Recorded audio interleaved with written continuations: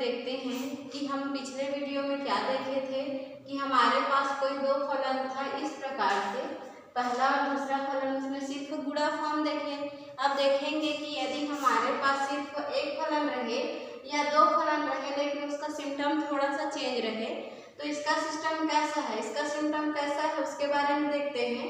तो यहाँ sine theta का वैल्यू हमने पढ़ा था, लेकिन थीटा के जगह हमारे पास बहुत सारे क्या है, डिजिट प्लस वेरिएबल है, मतलब बहुपद दिए हुए हैं। तो अब इसको हम क्या करेंगे, सॉल्व करेंगे। तो कैसे करेंगे, ठीक है। तो समाकलन का विधि होता है जब हम किसी भी थीटा के जगह वैल्यू है या तो e⁻x की जगह वैल्यू है जो कि केवल एक वैल्यू ना होकर उसका और कुछ सॉल्व है, तो उस कंडीशन पर हमें उसको क्या करना पड़ता है, लेट करना पड़ता है, मानना पड़ता है।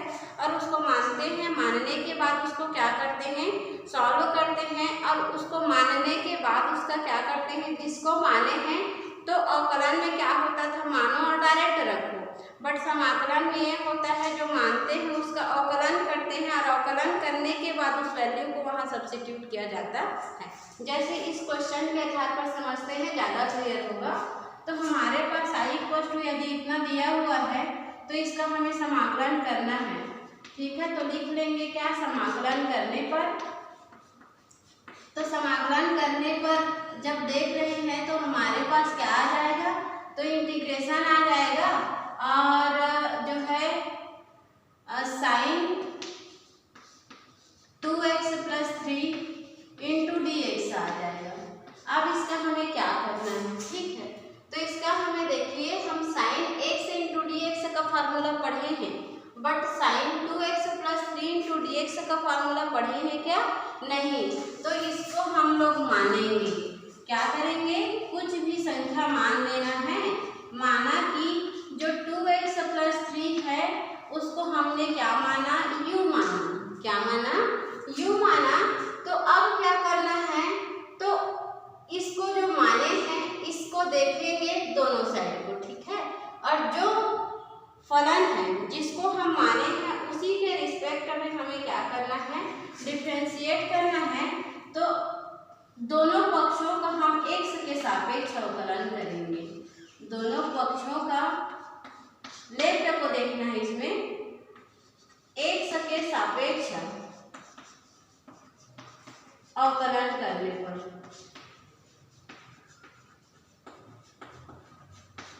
जब दोनों पक्षों का x के सापेक्ष अवकलन करेंगे तब हमारे पास आ जाएगा d/dx × 2x + 3 और बराबर du/dx आ जाएगा, ठीक है। अब ये जो है ये u के फॉर्म में चेंज हो गया, तो इसको भी u के फॉर्म में हमें चेंज करना है। उसके लिए हम जो माने हम उसका अवकलन कर रहे हैं, फिर ये जो dx है उसके जगह हम du में कैसे कन्वर्ट करें उसको देख रहे हैं। तो d/dx × 2x का क्या हो गया, 2 कांस्टेंट है, इसका 1 हो गया तो 2 हो गया, 2 × 1 और प्लस ये तो 0 हो गया, बराबर आ गया du/dx, ठीक है। अब देखिए यहाँ पर 2 आया, 2 = du/dx आया। अब ये dx को हमें हटाना है, इस dx की जगह क्या आएगा, तो इसको इधर ट्रांसफर करेंगे तो हमारे पास आ जाएगा dx = du/2, क्या आ जाएगा, du/2। तो हम जब इतना को u के फॉर्म में लाए हैं तो इसको भी u के फॉर्म में लाए, तो dx की जगह हम क्या रख सकते हैं, du/2 रख सकते हैं, बिकॉज हमने वैसे उसको सॉल्व किया है तो आया। अब तब हमारा नया इक्वेशन क्या मिल गया, इसलिए हमें अपना नया इक्वेशन मिला, integration of sine 2x + 3 × dx का मान मिल गया। इंटीग्रेशन ऑफ साइन, इतना को क्या माने हैं हम, u माने हैं, तो u हो गया। और इतना की जगह हमारा क्या मिला है, तो यहाँ पर मिला है du/2। ये 2 जो है एक कांस्टेंट वैल्यू है, उसको इंटीग्रेशन से हमें बाहर निकाल देना है। तो हमारा अगला स्टेप क्या हो जाएगा, 1/2 बाहर निकल गया तो अंदर बच गया sin u × du, ओके। तो ये sin u × du जो बचा है उसके जगह हम क्या करेंगे, तो 1/2 को तो हम कंपल्सरी जो कॉमन निकाले उसको एज इट इज रखेंगे और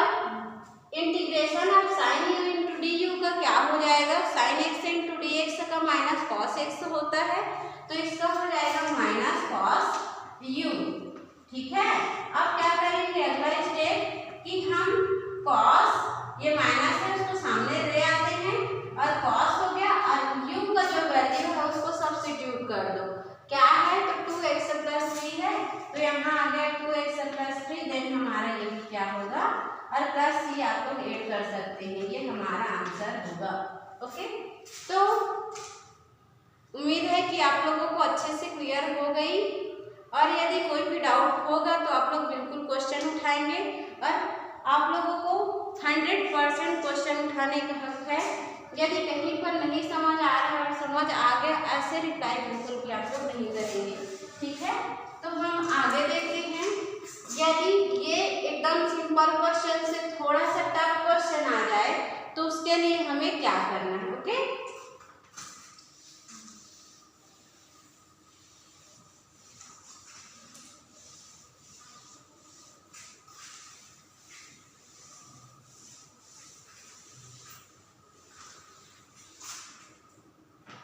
अब हमारे पास क्वेश्चन है i इक्वल टू इतना, तो समाकलन के फॉर्म में आ जाएगा D E power of cos x into sine x और dx।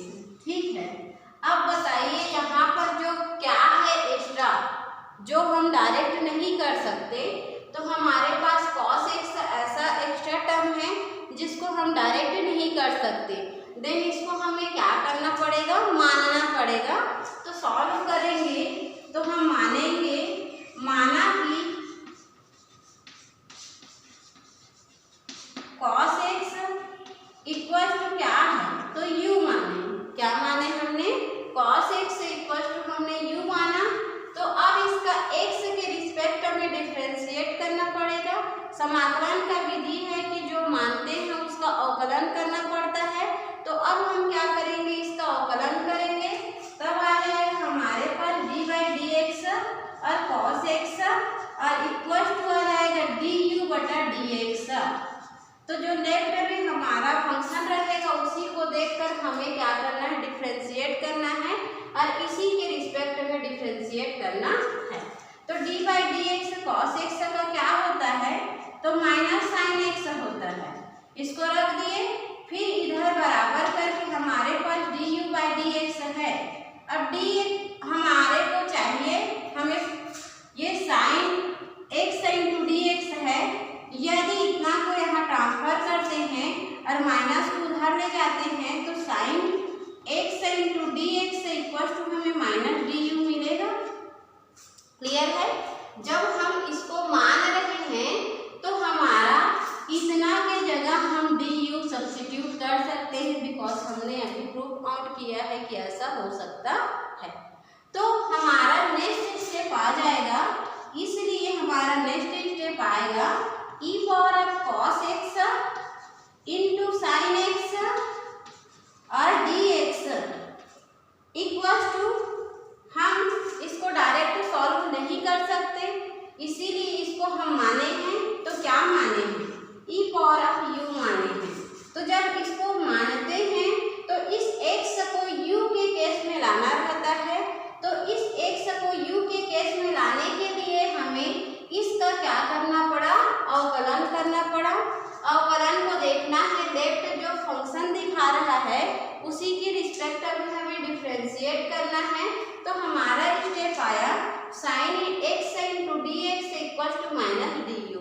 ओके, तो हम इतना वैल्यू हमारे पास है उसको यदि हटाकर माइनस डी यू रखते हैं तो हमारा जो समाकलन का मेथड है वो एकदम इजी हो जाता है। तो हमें उस टर्म को क्या करना है, इजी बनाना है।